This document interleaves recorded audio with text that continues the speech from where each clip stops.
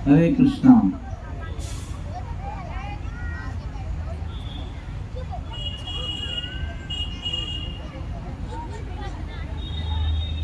ओम नमो भगवते वासुदेवाय। बोलिए।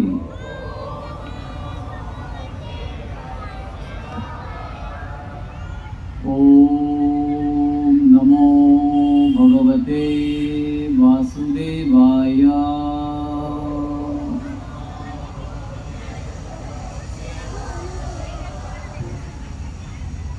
मेरे ख्याल से जितने लोग यहाँ बैठे हैं, अगर सब लोग बोलेंगे तो आसमान तक आवाज जाएगी। बोलिए। ओम नमो भगवते वासुदेवाय।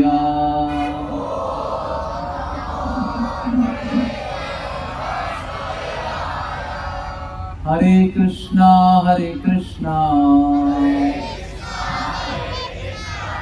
कृष्ण कृष्ण हरे हरे।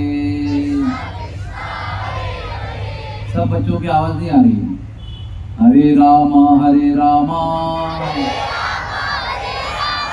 राम राम हरे हरे। हरे कृष्णा कृष्ण कृष्ण हरे हरे। हरे राम राम राम हरे हरे। ओम ज्ञानतिमिरान्धस्य ज्ञानाञ्जनशलाकया चक्षुरुन्मीलितं येन तस्मै श्री गुरुवे नमः। तो श्रीमान विजय गोविंद प्रभु, श्रीमान रसिकाचार्य प्रभु और आप सभी वैष्णवों की सप्रेम निमंत्रण के लिए मैं आप सबका बहुत बहुत धन्यवाद देता हूँ। और मेरी ऐसी आशा है कि आप इन बच्चों को शांत रखेंगे, ऐसी मेरी आशा है। हरे कृष्णा कृष्ण कृष्ण हरे हरे। हरे राम राम राम हरे हरे। तो सबसे पहले आप सबका हार्दिक धन्यवाद है, बहुत बहुत धन्यवाद। बहुत सुंदर यहाँ पर आयोजन किया गया है। मेरे विचार से कम 20-21 साल की मेहनत इसके पीछे है और श्रील प्रभुपाद जी का आशीर्वाद है, इसका अनुभव यहाँ पर हो रहा है। तो अभी आप लोगों ने आपके बीच में इस समुदाय के बालकों का भगवद गीता श्लोकों का उदाहरण सुना। मन को बहुत प्रसन्नता हुई, क्योंकि हमारे देश का भविष्य जो है हमारे बालकों के हाथ में, और वो बालकों का भविष्य, देश का भविष्य खास करके माताओं के हाथ में है और उनके पिताओं के हाथ में, लेकिन सबसे पहले माताओं के हाथ में। तो उन सारी माताओं का बहुत धन्यवाद है जिन्होंने इन बालकों को गीता के श्लोक सिखाए। उन माताओं का धन्यवाद है जिन्होंने अपने बच्चों को इनके क्लास में भेजा। उन पिताओं का धन्यवाद है जिन्होंने अपनी पत्नियों को और बहनों को इसकी प्रेरणा दी। ये विचार करना बहुत आवश्यक है कि अगर पेड़ सही नहीं है तो पेड़ का फल भी सही नहीं होता। तो हम वो टेढ़े पेड़ की तरह हैं, क्योंकि हमने कभी भगवद गीता की और भागवत की और वैष्णव संप्रदाय की शिक्षा प्राप्त ही नहीं की। तो जब हम ऐसे होंगे तो हमारे पुत्र पुत्रियां कैसे होंगे? हमारे जैसे होंगे। इसलिए श्रील प्रभुपाद जी ने अपने उम्र के 70वें साल में भारतवर्ष को छोड़कर विदेश में गए। क्यों गए? क्योंकि यहाँ पे जितने भी लोग थे, बालक थे, स्त्री थे, पुरुष थे, उन सबका ध्यान विदेश पे था। सब लोगों को विदेशी को इतना गर्व था, इतना प्रभाव था, इतना आकर्षण था। तो श्रील प्रभुपाद जी ने 33 साल तक यहाँ पर प्रयास किया कि लोगों को भक्ति दें, वैष्णव धर्म को दे दें, लेकिन 33 साल प्रयास करने के बाद में केवल एक भक्त बना, आचार्य प्रभाकर। तो उनको समझ में आया कि भारत के लोगों के दिमाग में विदेशी कीड़ा घुस गया है। वो विदेशी कीड़ा इतना प्रभावी है कि विदेश पर बहुत गर्व है और भारत के विषय में बहुत ही कमजोरी है, आदर सम्मान नहीं है। आज भी आप लोगों को बताना चाहता हूं कि अपने देश की संस्कृति पर गर्व करना सीखो। भारतवर्ष में जो जन्म प्राप्त करता है वो अनेक जन्मों के पुण्य कर्मों के बाद में भारत भूमि में जन्म प्राप्त होता है। ये कितना लोगों को पता है? बहुत कम लोगों को पता है। इसीलिए सबका ध्यान विदेश में है। जो लोगों को अपने जन्म, अपने देश और अपने धर्म के प्रति गर्व नहीं होता है, उनका जन्म एक प्रकार से बेकार है। क्योंकि अपना जन्म, अपना धर्म की रक्षा हमारे अलावा और कोई नहीं कर सकता है।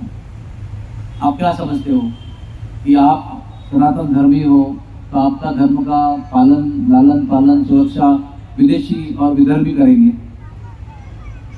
वो अपने धर्म का पालन करेंगे, अपने धर्म की रक्षा करेंगे।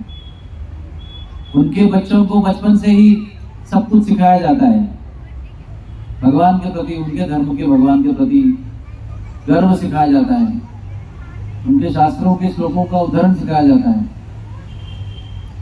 और हम हमारे धर्म के प्रति न गर्व रखते हैं, न सम्मान रखते हैं, न आकर्षण रखते हैं, न पालन करते हैं, तो कैसे होगी हमारे धर्म की वृद्धि? इसलिए उन माताओं को बार बार धन्यवाद है जो अपने और दूसरों के सभी बालकों को भगवद गीता की शिक्षा दे रहे हैं। इस बात पर बहुत आपको विचार करना चाहिए कि क्या हम हृदय से सनातन धर्मी है कि नहीं है।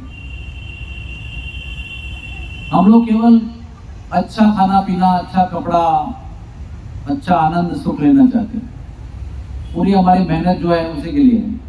पढ़ते भी है तो सोचते हैं कि बहुत पैसा कमाएंगे, बहुत जल्दी गाड़ी आ जाएगी, बहुत बड़ा अपना घर होगा, खाने पीने के लिए अच्छा अच्छा मौसम होगा, कपड़े लत्ते अच्छे होंगे, इसलिए बच्चे पढ़ते हैं।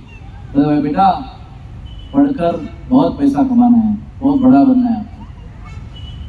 लेकिन संस्कृति, चरित्र के ऊपर ध्यान कम दिया जाता है, धर्म के पालन पर कम ध्यान दिया जाता है।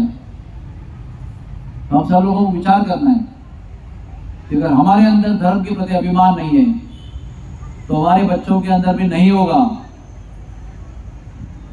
आजकल के माता पिता हमारे बच्चों को, अपने बच्चों को स्कूल से ही बता देते हैं कि बेटा विदेश जाना है, आपको विदेश की एग्जाम देनी है, वहां पर एडमिशन लेना है, वहां पर डिग्री लेना है। और कुछ लोग सफल भी हो जाते हैं और विदेश चले जाते हैं, वहां पढ़ते हैं, फिर वहां पढ़कर वहां ही नौकरी करते हैं। फिर यहाँ के माता पिता गर्व से कहते हैं मेरा बेटा इंग्लैंड में काम करता है, मेरा बेटा अमेरिका में काम करता है, मेरा बेटा ने वहीं पर घर ले लिया है, मेरा बेटा को ग्रीन कार्ड मिल गया है, मेरा बेटा अभी अमेरिका का निवासी बन गया है, वहीं पर बड़ा घर ले लिया है, बंगला ले लिया है, उसकी 2-2 गाड़ियां हैं, उसकी पत्नी भी वहीं की है और बच्चे भी वहीं पढ़ रहे हैं। ऐसे माता पिता बड़े गर्व से लोगों को बताते हैं। फिर वही माता पिता बुढ़े हो जाते हैं, बीमार हो जाते हैं, चल फिर नहीं सकते, डॉक्टरों की आवश्यकता होती है, तो बार बार फोन करते हैं बेटा आ जा, बेटी आ जा।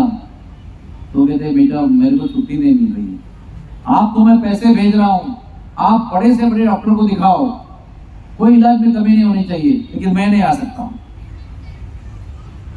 अंधेरी में एक कॉलोनी है, क्या नाम मुझे याद नहीं आ रहा है, राम भरोसे पार्क ऐसा कुछ नाम है। उसमें कुछ सैकड़ों फ्लैट्स हैं एक कॉलोनी में।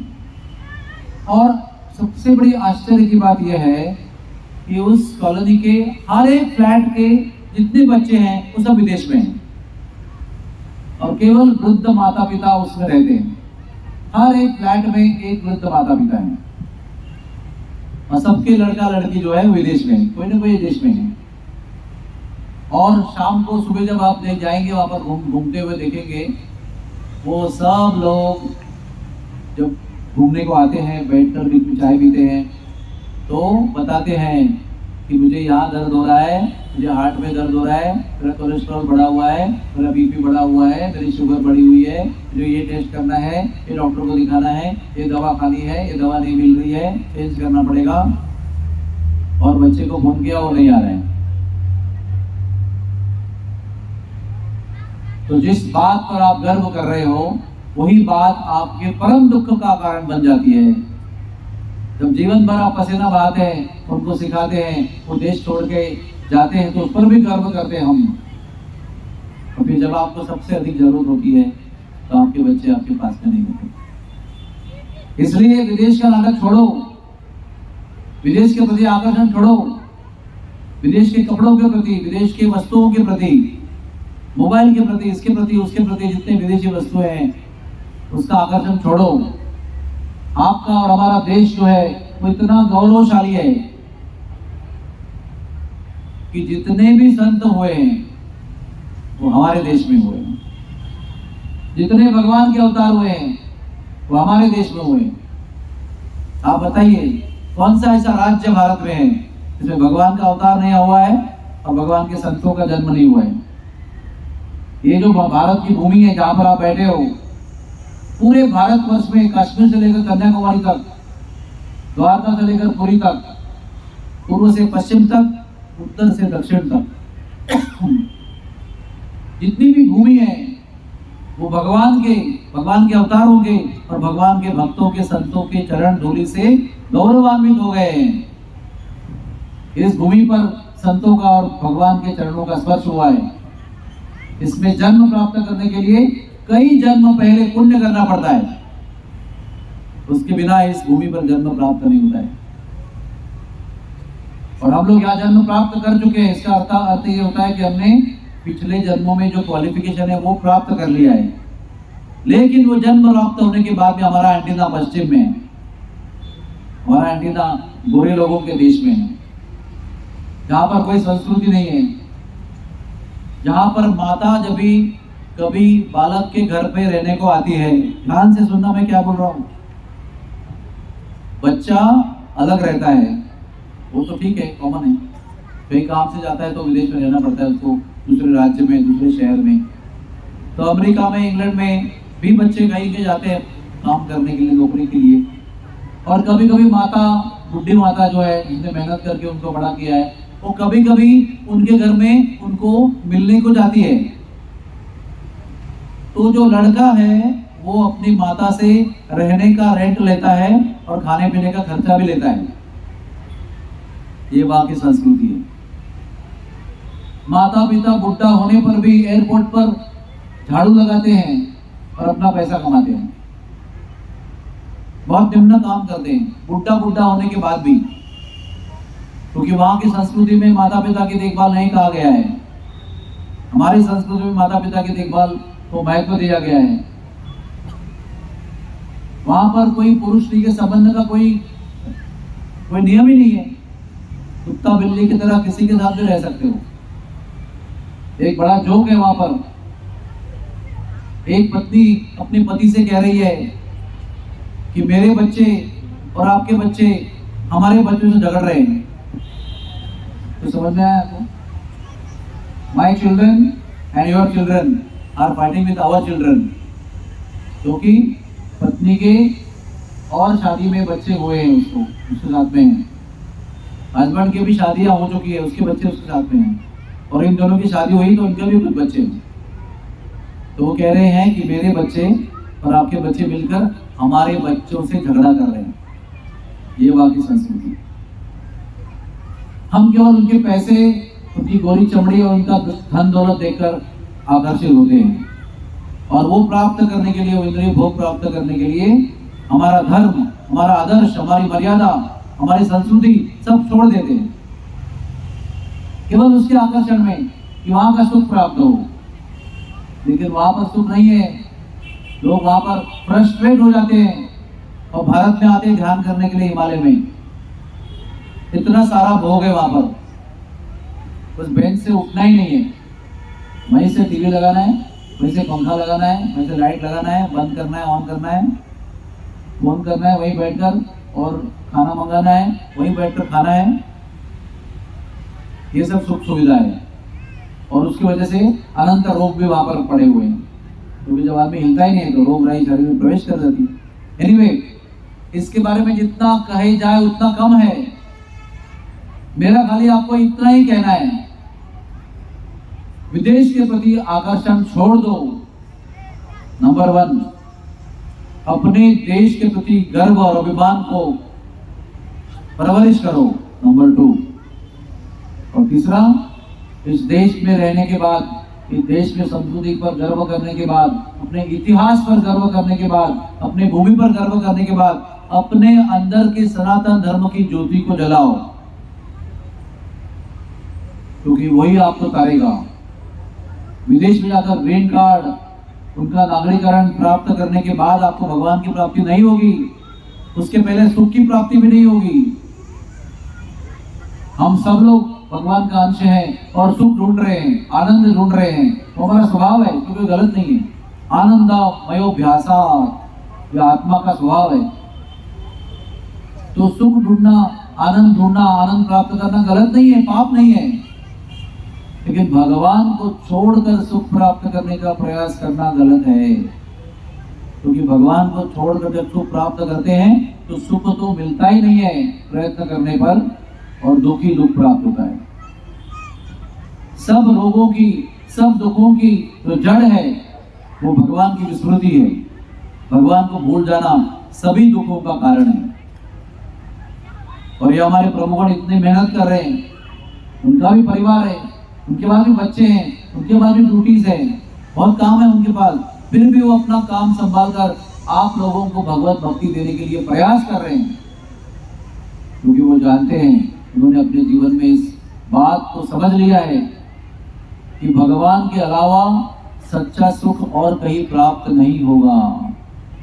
ये जब हमको हृदय से पता चलता है तो हम खुद भी उसको अनुभव करते हैं और वो सत्य को दूसरों को बताने के लिए मेहनत करते हैं कि अगर ये रहस्य की बात मुझे पता चल गई है कि भगवान के चरणों में शरण लेने के बाद में सच्चा आनंद प्राप्त होता है, सच्ची संतुष्टि प्राप्त होती है, तो ये बात मुझे दूसरों को बताना ही चाहिए।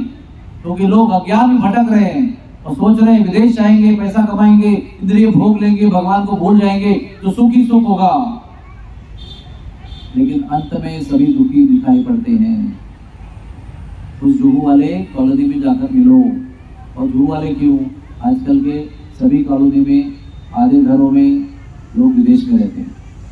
केरला में जाओ, हर एक घर में हर एक बालक विदेश में है, लेकिन वहां के लोग गल्फ में रहते हैं और बाकी के लोग अमेरिका, इंग्लैंड में रहते हैं। सब जगह धर्म का नाश हो रहा है।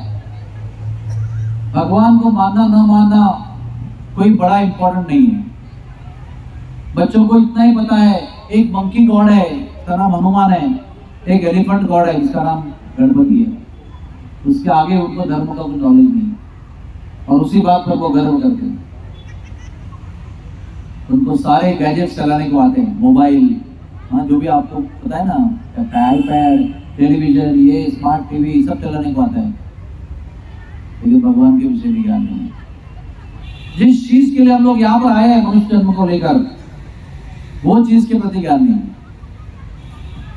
जाना था पूना में, ट्रेन में बैठे थे, पूना पहुंचना था, लेकिन बीच में करजत नाम का स्टेशन आया, उसमें बटाटे वड़े की खुशबू आई, तो ट्रेन से उतरे और बटाटा वड़ा खरीदने में बहुत भीड़ थी, और बटाटा वड़ा खरीदने में मग्न हो गए, इतने मग्न हो गए कि ट्रेन छूट गई और बटाटा वड़ा खाते ही उसकी खुशबू में रह गए। ये बहुत इंपॉर्टेंट एग्जाम्पल दिया मैंने आपको। अनेक जन्मों में भटकने के बाद में मनुष्य का जन्म प्राप्त हुआ है, और ये जन्म भगवान की प्राप्ति के लिए, भगवान को समझने के लिए, और वो छोड़कर हम बाकी सब कुछ काम कर रहे हैं। तो ऐसा ही है, पूना की ट्रेन में बैठे थे, करजत में ही फंस गए, कभी पूना पहुंचे ही नहीं, ट्रेन छूट गई। मनुष्य जीवन वो ट्रेन है जो आपको भगवान के धाम तक पहुंचा सकती है। लेकिन बचपन से अगर संस्कार प्राप्त नहीं होंगे तो आगे आप कुछ नहीं कर सकते। ये श्लोक जो अभी आप बता रहे थे ना, बच्चों को, बच्चे बता रहे थे श्लोक, ये श्लोक हमने भी बचपन में याद किए, प्रतियोगिता में भाग लिया है। वो संस्कार था, इसलिए आगे जाकर भगवान के प्रति आकर्षण उत्पन्न हुआ और रहा। आज ये संस्कार जो बच्चों को आप दे रहे हो, वो उनको आगे भगवान के चरणों में बनाए रखेंगे। और जिन लोगों ने अपने बालकों को ये शिक्षा नहीं दी है, वो बालक न केवल आपको छोड़ेंगे, देश को भी छोड़ेंगे, सबको छोड़ देंगे, और आप उस पर गर्व भी करेंगे। दुर्भाग्य से जितना आदमी गरीब होता है उतना वो अपने बूढ़े माता पिताओं को संभालता है। आप देखो, वृद्धाश्रम में केवल उनके माता पिता होते हैं जो अमीर और पढ़े लिखे होते हैं, विदेश में रहते हैं। जो गरीब किसान होता है, उनके बूढ़े माता पिता उनके घर पे होते हैं। ऐसा नहीं कि उनका पैसा नहीं इसलिए वो भेजते नहीं है। लेकिन देहात के लोग, भारतीय संस्कृति को मानने वाले लोग माता पिताओं को दूर नहीं करते हैं। इन्होंने 9 महीने पेट में रखा, जीवन भर पसीना बहाकर हमको बड़ा किया, पाल पोस कर अपने काबिल बना दिया, उनको छोड़ते नहीं वो। लेकिन विदेश जाकर जो बड़ी बड़ी पढ़ाई करते हैं, वो संस्कृति को नाश कर देते हैं। इसलिए माता पिता की देखभाल भी नहीं कर सकते, उनको वृद्धाश्रम में रखते हैं और केवल पैसा भेजते हैं। पैसा भेजने से किसी माता पिता को आनंद और सुख प्राप्त नहीं होता है। उनको बच्चों के संग की आवश्यकता हो सकता है माता पिताओं के पास बहुत पैसे भी होंगे, लेकिन उनको सुख मिलता है बच्चों के संग से, वो नहीं प्राप्त होता है। ना उनके पैसे उनको काम के हैं, ना बच्चों के पैसे उनको काम के हैं, क्योंकि वो पैसे से सुख, समाधान, संतुष्टि प्राप्त नहीं होती है। इसलिए आपको मैं हृदय से विनती कर रहा हूं, आप पहले भक्ति में आइए। आज सुबह में एक जगह बता रहा था कि भगवान को इस विश्व में आने की आवश्यकता नहीं है। वो धर्म का संस्थापना किसी और से करा सकते हैं, संतों से करा सकते हैं, अपनी शक्ति के द्वारा करा सकते हैं। राक्षसों को मारने का काम भी किसी और से करा सकते हैं। पराशर शक्ति विविधैव सूयते, अनेक जिनकी शक्तियां हैं जिसके द्वारा वो विश्व का संचालन करते हैं, और राक्षसों को भी मार सकते हैं उनके द्वारा। अधर्म का नाश हुआ तो धर्म की स्थापना भी कर सकते हैं। उनको स्वयं आने की जरूरत नहीं है, फिर भी वो क्यों आते हैं? क्योंकि वो यहाँ पर आकर अपने तरफ से प्रत्यक्ष व्यक्तिगत रूप से हम सब लोगों को प्रेम भक्ति का वरदान देना चाहते हैं। तो पंचम पुरुषार्थ है प्रेम कुमार तो महान, प्रेम भक्ति सर्वोच्च जो मुक्ति है, सर्वोच्च प्राप्ति जो है, मनुष्य जीवन की परिपूर्णता है, वो स्वयं लेने के लिए भगवान आते हैं। जैसे कोई शादी होती है तो शादी में एक शादी जहाँ पर हो रही है, वो परिवार का प्रमुख जो है वो बहुत लोगों को बहुत सारे काम देता है, ये करो तुम, ये करो तुम, लेकिन सबसे महत्वपूर्ण काम जो है वो खुद करता है। मेरी बेटी के शादी में करीब 100 भक्तों ने मदद की थी मुझे, लेकिन जब गुरु महाराज आएंगे तो गुरु महाराज को स्वागत करने के लिए वो काम मैंने मेरे पास रखा था, क्योंकि वो बहुत महत्वपूर्ण काम था और मैंने खुद किया। उसी प्रकार से भगवान बाकी सारे काम अपने बहुत लोगों से, शक्तियों से करवाते हैं, लेकिन जहाँ तक प्रेम भक्ति देने का काम आता है तो वो स्वयं आते हैं, क्योंकि वो हम पर प्रेम करते हैं। भगवान हम पर प्रेम करते हैं, इस बात पर यकीन करो आप। अगर वो प्रेम नहीं करते तो वो स्वयं यहाँ पर नहीं आते। वो प्रेम नहीं करते तो संतों को नहीं भेजते, वो प्रेम नहीं करते हम पर तो शास्त्रों को नहीं भेजते।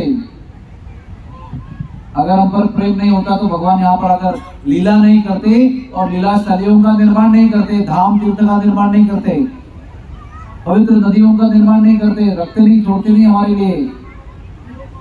ये सब चीजें भगवान का हमारे ऊपर प्रेम है, इसका प्रतीक है। और भगवान का हमारे ऊपर प्रेम नहीं होता तो भगवान हमको उनका नाम नहीं देते जप करने के लिए। अगर उनको हमारे पर प्रेम नहीं होता तो उनको प्राप्त करने का मार्ग वो इतना आसान नहीं करते हमारे लिए। केवल योग ध्यान तब भी रखते आप लोगों के लिए, जो आप लोगों में से हम लोगों से कोई नहीं कर सकता है। आज के जमाने में घर छोड़कर हिमालय कोई जा सकता नहीं, परिवार और धन त्याग करके कोई तप नहीं कर सकता है, कोई उच्च प्राप्ति के लिए यहाँ की प्राप्ति को त्याग नहीं कर सकता है, नहीं कर सकते। हम लोग शहर नहीं छोड़ सकते, शहर के सुख सुविधाएं नहीं छोड़ सकते, अपनी घर की सुख सुविधा नहीं छोड़ सकते। इसलिए भगवान कहते हैं कोई बात नहीं, मैं आपसे प्रेम करता हूं। अगर आपका समय बहुत कठिन है तो मैं मुझे प्राप्त करने का मार्ग आसान कर देता हूं। कोई ध्यान करने की आवश्यकता नहीं है हजारों साल तक, कोई परिवार को त्याग करने की आवश्यकता नहीं है, कोई कई सालों तक का अश्वमेध, गोमेध, राजसूय, गोमेध और वाजपेय यज्ञ करने की आवश्यकता नहीं है।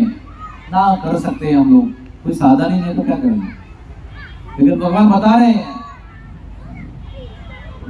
कि मुझे प्राप्त करने के लिए आपको सत्ययुग के युग धर्म का पालन करने की आवश्यकता नहीं है, घर छोड़कर हजारों साल ध्यान करने की जरूरत नहीं है, त्रेता युग जैसे यज्ञ करने की आवश्यकता नहीं है, द्वापर युग जैसे कठोर और क्या कहते हैं बहुत कॉम्प्लिकेटेड मंदिरों की पूजा करने की आवश्यकता नहीं है।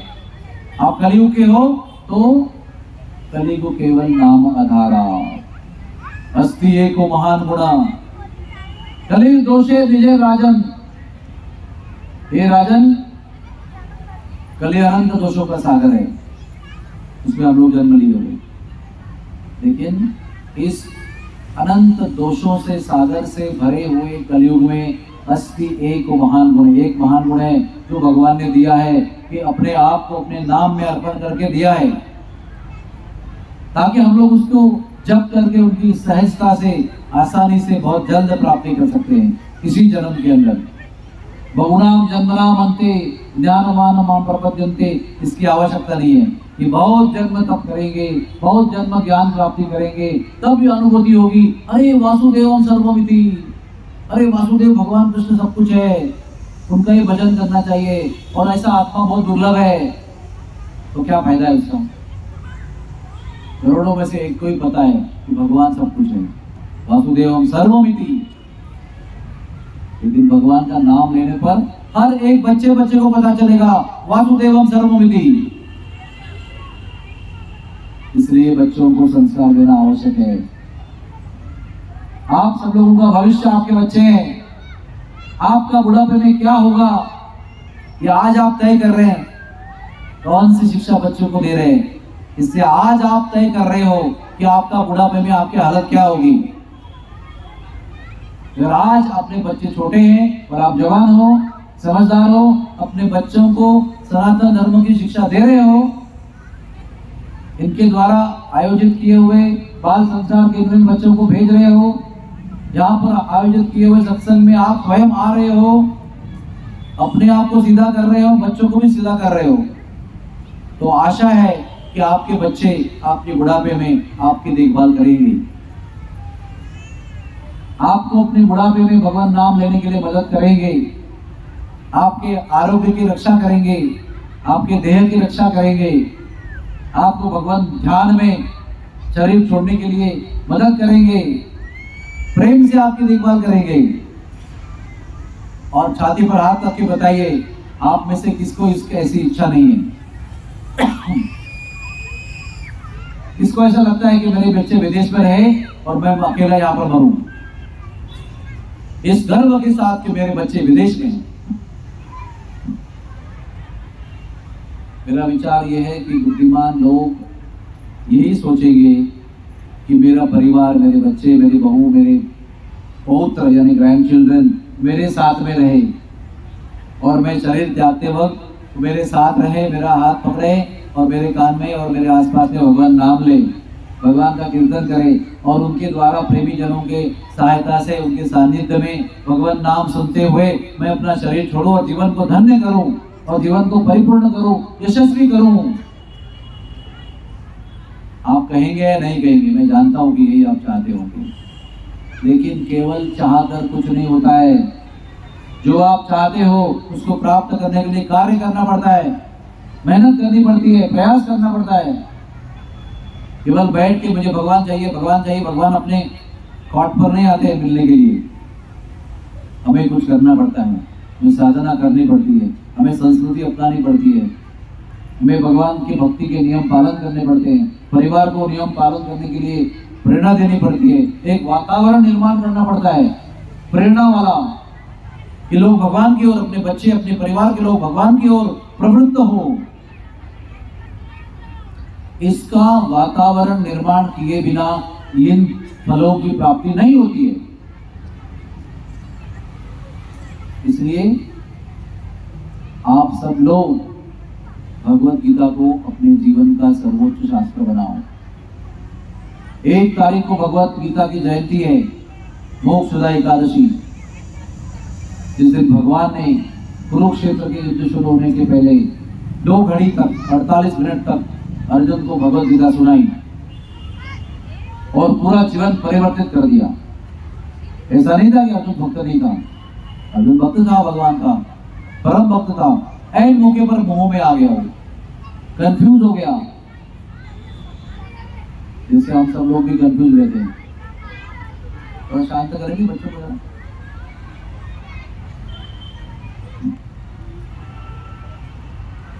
तो बीच युद्ध में शुरू होने के पहले अर्जुन कंफ्यूज हो गया, अपने कर्तव्य के विषय में भूल गया क्या करना है, तो समझ में नहीं आ रहा था उसको।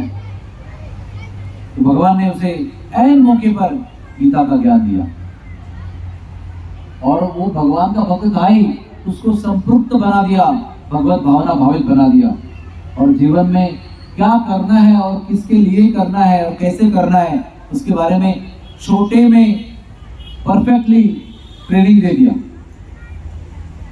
अर्जुन का हृदय परिवर्तन हो गया, अपने लिए युद्ध लड़ने के बजाय उसने भगवान के लिए युद्ध लड़ा।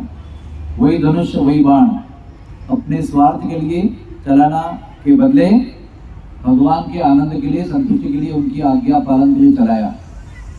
बाण तो चलाया ही, भीम ने गदा भी चलाई, कृष्ण ने भाला भी चलाया। लेकिन पहले अपने लिए चलाने वाले थे, अपने हिसाब किताब को पूरा करने के लिए, अपना इक्वेशन सेटल करने के लिए। लेकिन भगवान की गीता सुनने के बाद में सभी ने वो सारे कार्य भगवान के आनंद के लिए किए, इसलिए वो कुरुक्षेत्र के युद्ध में विजयी हो गए। इसलिए नहीं हुआ विजयी कि वो महान योद्धा थे, उनकी हार निश्चित थी 100%। उनके पक्ष का एक व्यक्ति भी काफी था, एक भीम भीष्मदेव काफी थे, एक द्रोण काफी थे, एक कर्ण भी काफी था, बाकी सेना की जरूरत ही नहीं थी।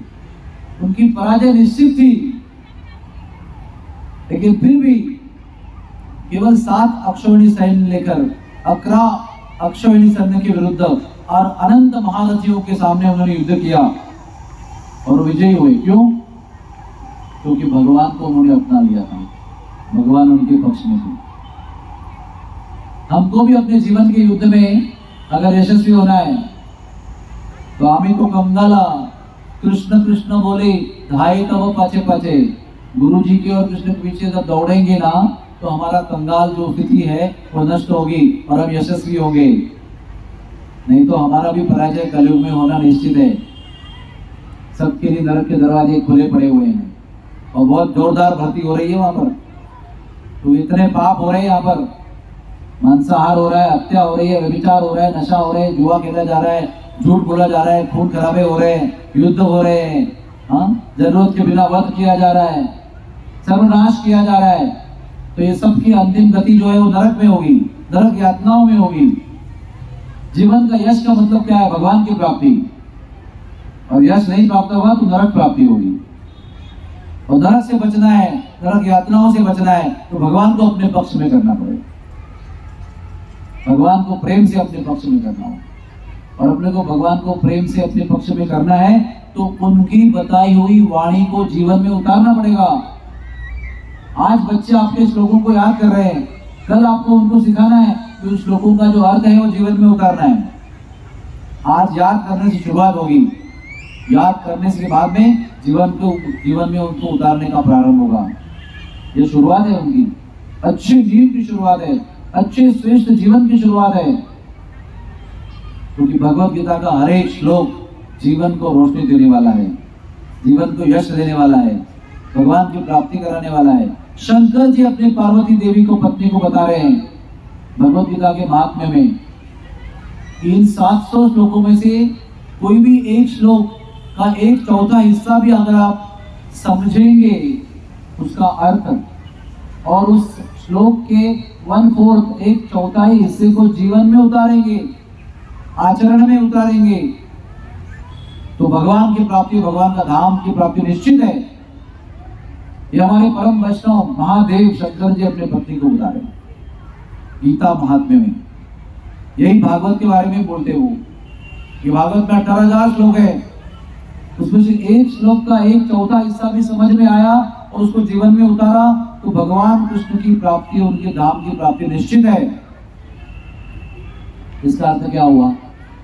भगवान की प्राप्ति करने का काम भगवान ने कलयुग में बड़ा आसान कर दिया है, क्योंकि वो जानते हैं हाँ कलयुग के लोग बहुत आलसी है और मंद बुद्धि है, मंद भाग्य है, लड़ते रहते हैं, दिमाग में फोकस नहीं होता है, कहीं कॉन्सेंट्रेशन नहीं होता है, कुछ भी लगन से नहीं होता है, और सबसे प्रधान सबके जीवन में है आलस्य। सब लोग आलसी है हम लोग। तो इसलिए हमारी इस दयनीय अवस्था को देखकर भगवान ने ये गीता का जो नॉलेज है वो बड़ा आसान कर दिया है। वो कहते हैं आप जहाँ पर रहे हो वहाँ भी वही रहो, कोई त्याग करने की जरूरत नहीं है, परिवार में रहो, सब कुछ करो, जो करना है करो, अपने कर्तव्यों को निभाओ, धन को मत छोड़ो, परिवार को मत छोड़ो, मेरे नाम को जोड़ो, मेरे नाम को अपना लो, मेरे नाम का उच्चारण करो, एकत्र होकर मेरे नाम को पुकारो, कीर्तन करो जैसे आप लोगों ने किया, मेरे में ही अपना ध्यान लगाओ, मन मना भव, भव मत भक्तो, मेरा भक्त बनो, मुझे नमस्कार करो, जो कर रहे हो मुझे अर्पण करो, मेरे लिए ही कार्य करो, फिर मेरी प्राप्ति बड़ी आसानी से आपको हो जाएगी। कितना आसान कर दिया है। कोई किसी को परिवार छोड़कर जंगल में जाने की जरूरत नहीं। सबसे बड़ी राहत की बात तो यही है, no tension, be wherever you are, आप जहां पर है वही रहो। तो कहने का तात्पर्य यह है कि भगवत गीता हमारे लिए, आपके लिए है, कुत्ता बिल्ली के लिए नहीं है, पंछियों के लिए नहीं है, मनुष्य के लिए है। और जब मनुष्य होकर हम गीता को नहीं अपनाते हैं, नहीं समझते हैं, तो आप अभी समझ लेना कि आपका और हमारा मनुष्य का जन्म व्यर्थ है, 100% वेस्ट, 100% वेस्ट, निश्चित रूप से 100%। अगर वो जीवन वेस्ट नहीं करना है तो अभी भी समय नहीं गया है।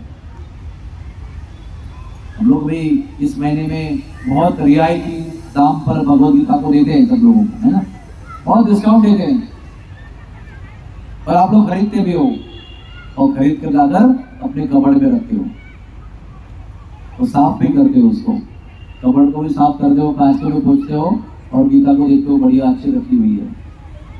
उससे कुछ नहीं होगा, उस गीता को पढ़ना होगा, पढ़कर नहीं समझ में आया होगा, हमारे जो टीचर्स है उनको पूछना पड़ेगा आपको, लेकिन समझना जरूरी है। पढ़ो और समझो, और केवल पढ़ना और समझना भी काफी नहीं है, समझकर पढ़कर उसको जीवन में उतारना है, जीवन को परिवर्तित करना है। आज जो जीवन भगवान से विमुख है उसको भगवान के सम्मुख करना है, भगवान के लिए अनुकूल करना है। तब हम सब लोग सबसे पहले सुखी होंगे, दुख से मुक्त होंगे। सबसे पहले सब लोग सुख ढूंढ रहे हैं, वो मिलेगा आपको, लेकिन सुख के बाद में आपको आनंद मिलेगा। और सुख आनंद में फर्क क्या है? सुख जो है वो आता है और जाता है, आनंद आता है और जाता नहीं है। यानी सुख जो है वो टेम्पररी है, आनंद जो है शाश्वत है, परमानेंट है। और हम सब लोगों की जरूरत परमानेंट आनंद की है, और वो हमें भगवत गीता के श्लोकों को जीवन में उतार के प्राप्त होगा, इसमें कोई संदेह नहीं है। There is no doubt. इसलिए 1 तारीख को जो मुक्तदा एकादशी आएगी, गीता जयंती आएगी, उसके पहले ही आप संकल्प करो अगर आपके घर में गीता नहीं है तो उसको खरीदो, आज ही खरीदो, और रोज रोज केवल एक कम से कम श्लोक पढ़ने का नियम रखो। दिन में 24 घंटे होते हैं, 1 घंटे में 60 मिनट होते हैं, 1440 मिनट होते हैं एक दिन में। उसमें 8 घंटे 6 घंटे के ऊपर हम लोग सोते हैं, फिर 8 घंटे काम करते हैं, फिर 2 घंटा नहाते धोते खाते पीते हैं। मुश्किल से मोबाइल होने के बाद में 1-2 घंटा बचता है, लेकिन आपको समय बढ़ाना पड़ेगा, वेस्ट ऑफ टाइम छोड़ना पड़ेगा और जीवन को भगवान की ओर प्रवृत्त करके परिवर्तन करना पड़ेगा। What we want is transformation। केवल नॉलेज प्राप्त करके कुछ नहीं होगा। नॉलेज तो प्राप्त करना है क्योंकि वो शुरुआत है, लेकिन नॉलेज प्राप्त करने के बाद हमें हृदय का परिवर्तन चाहिए। जो हृदय का परिवर्तन भगवान के लिए अनुकूल है वो हमको चाहिए। तब जाकर आप सब लोगों का जीवन आनंद से भर जाएगा। दुखे दूरे गेलो चिंता न रोहिलो, चौधी के आनंद देखी। हमारे ठाकुर भक्ति विनोद कह रहे हैं, दुखे दूरे गेलो चिंता न राहिलो, चौधी के आनंद देखी। आत्मनिवेदन हुआ पदे कोरी, कोई नु परम सुखी। क्या बता रहे हैं ठाकुर भक्ति विनोद जी? मैंने आपको अपने जीवन में अपना लिया, मेरा सर्वस्व आपके चरणों में अर्पण किया, मैं आपका बन गया, तो क्या हुआ? दुखी दूरी गेलो, दुख को दूर भाग गए, दिखते ही नहीं अभी दुख किधर। चिंता भी भाग गई, बहुत चिंता पहले सताती थी मुझे, क्या होगा कैसे होगा, अभी चिंता न रही लो। और चौधी के चारों तरफ, चौधी के आनंद देखी। ये केवल कविता नहीं है, ये जीवन का साक्षात्कार है, जीवन में किया हुआ अनुभव है, इसलिए बोल रहे हो। वो भी गृहस्थ थे हमारे जैसे, काम धंधा करने वाले थे, अमीर थे, पढ़े लिखे थे, प्रभावशाली अधिकारी थे, और वो हमको बता रहे हैं दुखी दूर के लोग। आपको भी चाहिए ना दुखी दूर के लोग? आपको भी चाहिए कि नहीं? चिंता न रोई लो, चौधी के आनंद देखी। एक दिशा में नहीं, जहां देखो वहां आनंद है। यही हमारे जीवन की प्राप्ति है, और वही गीता आपको देगी। हाँ, और वो फेमिना और स्टारडस्ट और मैगजीन और न्यूज़पेपर और व्हाट्सएप और यूट्यूब आपको नहीं देगा। भगवान के विषय में जो मन लगाने वाली वस्तु है, उसमें आप मन लगाओगे तो आपको ये सब कुछ प्राप्त होगा। और ये जीवन का सार है। और हमारे पास कहने के लिए कुछ नहीं है, हमारे पास कहने के लिए केवल इतना ही है जो हमने प्रैक्टिस किया है, अपने जीवन में उतारा है और उतार कर उसका अनुभव किया है। वो यही है कि भगवान का नाम लो। भगवान के नाम के अलावा जीवन में आनंद, किसी साधन में आनंद नहीं है। और सबसे आसान और सबसे श्रेष्ठ अगर साधन कोई है तो वो भगवान का नाम है। और उसके साथ में कुछ सिंपल से नियम पालन करने हैं, यानी गलत काम छोड़ देने हैं। मांस खाना छोड़ना है, नशा करना छोड़ना है, जुआ खेलना छोड़ना है, और व्यभिचार करना छोड़ देना है। प्रसाद खाना है, भगवान के शास्त्र पढ़ने हैं, यात्रा जाना है, तीर्थ स्थान जाना है, भगवान के गुणगान सुनना है, करना है। इसके अलावा कोई जीवन में है ही नहीं। बाकी जो भी लगता है चकाचौंध करने वाला, केवल दुखों की खाई में आपको डालने वाला है। धक्का दे देकर दुखों की खाई में फेंकने वाले काम है सब ये। और ये जो हम लोग कर रहे हैं, आज 40 साल हो गए डॉक्टर होने के बाद, डॉक्टरी का व्यवसाय करने के बाद 40 साल हो गए। लेकिन 40 साल के बाद भी हम आपको इतने चिल्लाकर, इतने विश्वास के साथ, इतने निष्ठा के साथ कह रहे हैं कि आप भगवान का नाम लो, क्योंकि जीवन का यश और सत्य और परम प्राप्ति जो है वो इसी में है और किसी में नहीं है। और मेरा ये प्रवचन सुनने के बाद में घर चले जाकर भूल मत जाना, उस पर विचार करना, उस पर चिंतन करना। कभी 40 साल पहले आपको बताया गया था और हमने घर में जाके चिंतन किया था, इसलिए हमारे जीवन का परिवर्तन हो गया। जो जो गंदा था वो सब भाग गया, जीवन से दूर चला गया, गायब हो गया। सारी अपवित्रता, सारी अशुभता नष्ट हो गई और आनंद के मार्ग खुल गए। हमारे चेहरे में जो मुस्कान है वो झूठ मूठ की मेकअप वाली नहीं है, वो हृदय का अनुभव है। इसलिए मैं आपको हाथ जोड़कर विनती करता हूं, हजारों की संख्या में आइए, भगवान नाम को स्वीकार कीजिए, भगवत गीता को स्वीकार कीजिए, अपने जीवन को परिवर्तित कीजिए, अपने बच्चों को शिक्षा दीजिए, सनातन धर्म की संस्कृति को सिखाइए, खुद उसको अपनाइए, अपनी वेशभूषा बदलिए, चेहरे पर तिलक लगाइए, भगवान को अपना स्वामी मानिए, इंद्रियों के भोग के पीछे मत भागिए, भगवान के पीछे भागिए। और जो भगवान नाम लेता है भगवान उसके पीछे भागते हैं, और जो इंद्रिय सुख के सुखों के पीछे भागता है सुख उसको छोड़कर दूर भागते हैं। और जो भगवान को पुकारता है सारे सुख, सारी मुक्तियां और स्वयं भगवान उसके पीछे भागते हैं। जो भगवान नाम लेता है उसको कहीं जाने की भी जरूरत नहीं है, क्योंकि जहां भगवान नाम लेता है, जहां भगवान का गुणगान सुनता है, वही सारे तीर्थ आ जाते हैं, वही सारे संत प्रकट हो जाते हैं। स्वयं भगवान वो नाम सुनने के लिए आते हैं। कौन मेरे नाम को उच्चारण कर रहा है? आप जहां बैठकर उनको पुकार रहे हैं वहां सुनने के लिए आते हैं, चाहे गटर के बाजू में बैठे हो, चाहे महल में बैठे हो, जहां पर भी बैठकर पुकार रहे हो। क्या वो श्लोक है? यत्र गायन्ति मद्भक्ता तत्र तिष्ठामि नारदा नाहं तिष्ठति वैकुंठे। आपको लगता होगा मैं वैकुंठ में नहीं हूं। आप जहां जहां ढूंढोगे वहां नहीं हूं मैं। यत्र गायन्ति मद्भक्ता, जहां मेरे भक्त मेरे गुणों का गान करते हैं, मेरे नाम का उच्चारण करते हैं, मेरे नाम का संकीर्तन करते हैं, वहीं पर मैं होता हूं। चाहे आपकी आंखों की दृष्टि से वो गंदा स्थान हो, अगर भगवान नाम लिया जा रहा है तो मैं वही हूं। जब तक लिया जा रहा है वही हूं मैं। तो आप क्या कर रहे हो? भगवान नाम लेकर भगवान को जहां पर भी हो वहां से आपकी ओर खींच रहे हो। आपको उनके पीछे भागने की जरूरत नहीं है, वो आपके पीछे आएंगे जब आप उनका नाम लेंगे। यही वो बता रहे हैं, यही वो बता रहे हैं।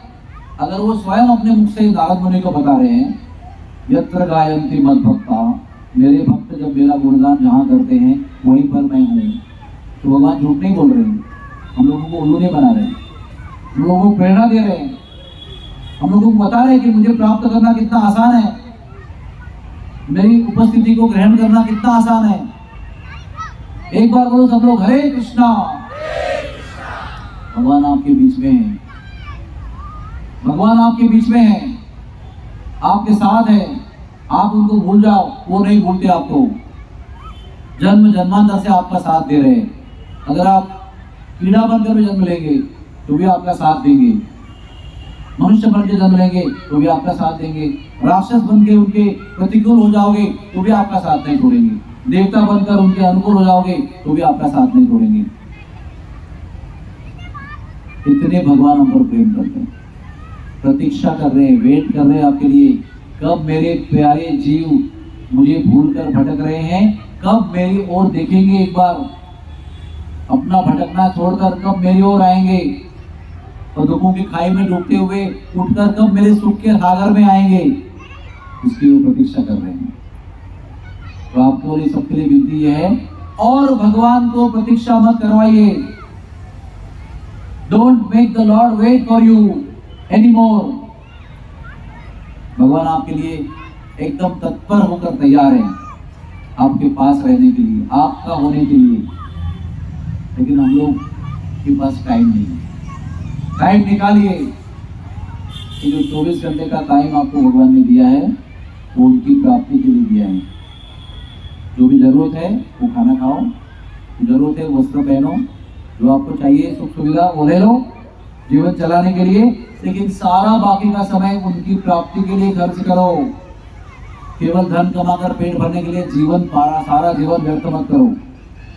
क्योंकि जीवन भर वो काम करेंगे, जो धन कमाएंगे, सब यही छोड़कर आपको जाना पड़ेगा।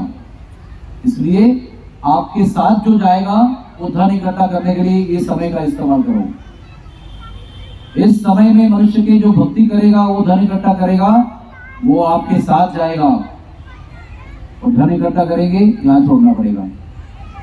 सुंदर शरीर को मेकअप करेंगे, वो शरीर भी यहाँ छोड़ना पड़ेगा। परिवार को ज्यादा प्रेम करेंगे, वो परिवार को भी छोड़ना पड़ेगा। प्रॉपर्टी बनाएंगे, उसको भी छोड़ना पड़ेगा। आपके साथ वही जाएगा जो आपने भगवान के विषय में किया है, और वो आपको सबसे बड़े भय से बचाएगा। नेहा विक्रमणाशोस्ति भक्तवायो न विद्यते स्वल्पम अप्यस्य धर्मस्य त्रायते महतो भयात्। इतना सा भी काम अगर भगवान की भक्ति में करेंगे, अर्थात भगवान का नाम लेंगे, भगवान के भक्तों की सेवा करेंगे, और भी बहुत सारे काम हैं, इतना सा भी छोटा सा स्वल्पम अप्यस्य, स्वल्प यानी सुअल्प, अति अति छोटा काम भी करेंगे, वो भी महान से महान भय से आपको मुक्त करेगा और भगवान की प्राप्ति कराएगा। और वो समय के साथ नष्ट नहीं होगा, आपके साथ रहेगा। वो आपका मृत्यु भी होगी तो आपके साथ अगले जन्म में आपका साथ देगा। वो धन है, वो भक्ति का धन। वो धन कमाओ जो आपके साथ जाएगा। उस धन के पीछे मत लगो जो आपको छोड़ के जाना पड़ेगा। हमारे भगवत गीता में कृष्ण ने बताया, भगवत गीता में सारे प्रश्नों के उत्तर है। आपको जीवन में क्या समस्या है, हर समस्या का समाधान गीता में है। आप खोलो, पढ़ो, समझो, जीवन में उतारो। उसके बिना आपको किसी की गाइडेंस की जरूरत नहीं पड़ेगी। वो संपूर्ण गाइडेंस है। जीवन के मध्य में, संकट में दिया हुआ गाइडेंस है वो अर्जुन को। वो आपके जीवन के संकट के मध्य में भी काम आएगा आपको, आज भी काम आएगा। 5000 साल पहले जब बताया था तभी भी काम आया था, और आज भी काम आ रहा है, क्योंकि वो शाश्वत शास्त्र है, आध्यात्मिक शास्त्र है, भौतिक शास्त्र नहीं है वो। इसलिए बार बार विनती करते हैं, भगवत गीता को अपनाओ, कृष्ण को अपनाओ, कृष्ण के नाम को अपनाओ और अपने जीवन को धन्य करो। हरे कृष्णा कृष्ण कृष्ण हरे हरे, हरे राम राम राम हरे हरे। कुछ कहानी बतानी है क्या? Don't you have story also? One story.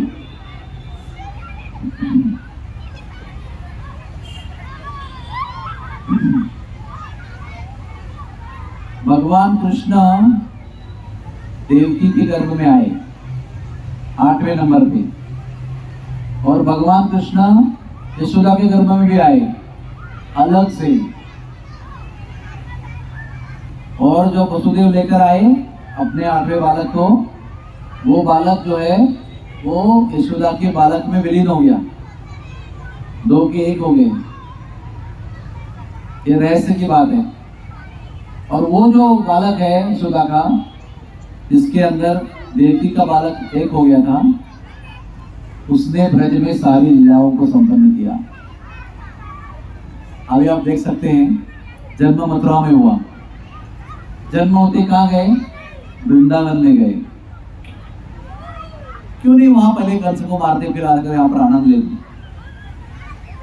Logic है ना, जन्म तो मथुरा में हुआ, जन्म का एड्रेस तो जन्म सर्टिफिकेट जो है वो मथुरा का एड्रेस है उसके में। फिर वृंदावन क्यों गए? क्योंकि वो प्रेम के भूखे हैं। राक्षस को मारना, धर्म को स्थापन करना, संतों को बचाना, वो किसी से भी कर सकते, मैंने पहले ही बताया आपको। लेकिन सबसे अधिक उनको जो तड़प है ना, वो अपने भक्तों के साथ प्रेम का आदान प्रदान करने में है।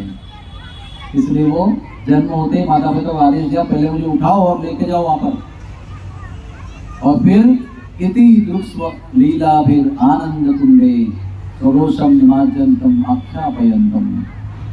ब्रजवासियों को, गोकुल वासियों को, वृंदावन वासियों को, नंदगांव बरसाना वासियों को, सभी लोगों को प्रेम के आनंद के सागर में डुबो दिया उन्होंने, आनंद कुंडे, क्योंकि वो प्रेम के भूखे हैं।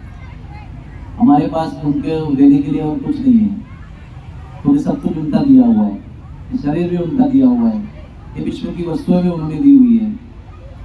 लेकिन हमारा अपना क्या है जो हम तुम दे सकते हैं?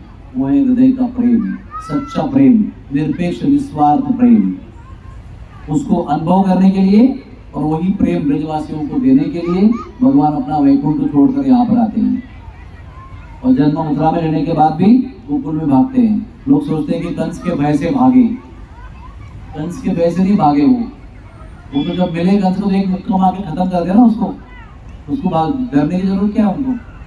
लेकिन सबसे पहली आतुरता थी कि मैं ब्रज में जाऊं, मेरे गौओं से मिलूं, मेरी मैया से मिलूं, मेरे ग्वाल बालों से मिलूं, गौचारण करूं, गुल्ली डंडा खेलूं, पानी में कूदूं, चिना चपटी करके खाऊं, चोरी करके मक्खन खाऊं। ये सब प्रेम के कार्य करने के लिए भागे वो गोकुल में और वृंदावन में। वो सब चीज के मालिक है। और जो मैं मेरे घर पे गया तो फ्रिज खोला और एक मक्खन का बंडल निकाला और निकाल के खाया, तो मुझे आप चोर कह सकते हो क्या? अरे मेरा ही कमाया हुआ है, मेरे ही पैसे से लाया गया था और मैं ही खा रहा हूँ। तो उस तरह से पूरी भूमि, पूरा विश्व, पूरा ब्रह्मांड, पूरे जितने भी ब्रह्मांड है सब भगवान के हैं। तो ब्रह्मांड के अंदर जो मक्खन है, जो गाय है, वो भी भगवान की है। तो भगवान अगर किसी घर में जब खाते हैं तो चोर कैसे हो गए वो? लेकिन वो चोरी कर कर खाकर वो प्रेम का आदान प्रदान का अनुभव करना चाहते हैं। वो गोपियों का छाछ पीने के लिए वैकुंठ का ऐश्वर्य छोड़ के आते हैं। चुल्लू पर छाछ पिलाते हैं वो और नाच नचाते हैं उनको, पूरे ताली बजाकर नाचो पहले, फिर हम आपको मक्खन देंगे। तो इतना सा मक्खन देंगे और बोलेंगे और दो, बोलेंगे नाचो, फिर और नाचेगा, ठुमके लगाएगा, फिर और थोड़ा सा खाएगा, फिर और चाहिए तो और ठुमके लगाएगा। हाँ, छचिया व छाछ के लिए अहिर की छोड़ियां नचावे। ये है प्रेम। इस प्रेम के वो भूखे हैं। यशोदा मैया को मातृत्व का आनंद दिया, गोपियों को प्रेम का आनंद दिया, ग्वाल बालों को फ्रेंडशिप का आनंद दिया, गौओं को चरा कर आनंद दिया, अपने आप को गौओं के चरणों के धूल से माख दिया। हाँ, सारा गाय माखे लो तिलक। हाँ, मतलब पूरा शरीर को धूल से लूषित कर दिया। कहते हैं कि जब वो गौचरण करके आते थे तो बड़े सुंदर दिखते थे, धूल से मखे हुए। गाय के चरणों से उड़ी हुई धूल से जिनका शरीर पूरा सिक्त हो गया है, वो शरीर बहुत सुंदर दिखाई पड़ता था। मैया देखते रहती थी इसको। तो ये गौचारण का आनंद दिया उन्होंने। और बीच बीच में कभी पुतना का भी वध कर दिया, कभी शक्तासुर का भी वध कर दिया, कभी जनावत का भी वध कर दिया, कभी आगासुर का भी किया, बकासुर हो गया। वो मेन काम नहीं था। मेन काम था माखन चुराना। मेन काम था गैयाओं के साथ और दोस्तों के साथ खेलना। ये ब्रज का आनंद है और यही भक्ति का आनंद है। ब्रज की लीलाओं को सुनने में इतना आनंद है तो भगवान ने कितना आनंद दिया होगा ब्रजवासियों को। और हम और आप भी ब्रजवासी बन सकते हैं अगर वैसा प्रेम करेंगे। तो आप भी ब्रजवासी हो। जरूरी नहीं कि आपको वहीं जाकर रहना पड़ेगा ब्रजवासी बनने के लिए, क्योंकि ब्रजवासी एक हृदय की कल्पना है, हृदय की संकल्पना है, concept of the thought of the heart. तो हृदय से हमको वो करना है जो ब्रजवासी करते थे। तो हम जहां पर भी रहेंगे वो ब्रजवासी रहेंगे और भगवान हमारे हृदय का प्रेम का माखन खाने के लिए जहां पर हम बैठे वहां भाग के आएंगे। जैसे मथुरा से भागे थे वृंदावन, तो उनके सबके हृदय में वो प्रेम का माखन था, उसको चखने के लिए वो गए थे वहां पर। और बाहरी माखन चोरी करके वो प्रेम जताते थे कि मेरे पास इतना सारा लक्ष्मी है, इतना सारा ऐश्वर्य है, माखन भी है वैकुंठ में, लेकिन आपका माखन, मैं प्रेम का माखन चोरी करने के लिए यहाँ पर आ रहा हूँ, चोरी करके खाने के लिए आ रहा हूँ। और गोपी भी जानती थी, कंप्लेंट करती थी, लेकिन क्या सोचती थी कि आज मेरे घर पे आके चोरी करे। इसलिए वो मंथन करती थी। मंथन करते समय ये प्रार्थना करती थी, गीत गाती थी कि आज मेरे घर पे आ जाए। और वो आने के बाद, चोरी करने के बाद कंप्लेंट भी करती थी, लेकिन कंप्लेंट का तो बहाना था, कृष्ण के बिना उनको रहना मुश्किल था। वो चोरी करके भागता था, दिखाई नहीं पड़ता था, तो वो बेचैन होती थी और कंप्लेंट करके बहाने में उसको देखने के लिए घर आती थी। शायद घर पे आया होगा चोरी करके। तो यशोदा यहाँ खड़ी है तो यहाँ देखे कंप्लेंट कर रही है। यशोदा बोल रही है, पागल हो गई क्या, किससे बातें कर रही तू? मुझे कंप्लेंट करना चाहते हो, देखते कहीं और है, क्योंकि वो कंप्लेंट का तो बहाना है, कृष्ण को देखना है, इसलिए घर के अंदर देख रहे हैं और माता से कंप्लेंट कर रहे हैं। तो ये कंप्लेंट करना भी प्रेम है, ये मक्खन बनाना भी प्रेम है, ये चोरी चोरी छुपा के रखना और फिर उसको ढूंढ के निकाल के चोरी करके कृष्ण का खाना, ये सब प्रेम ही प्रेम है।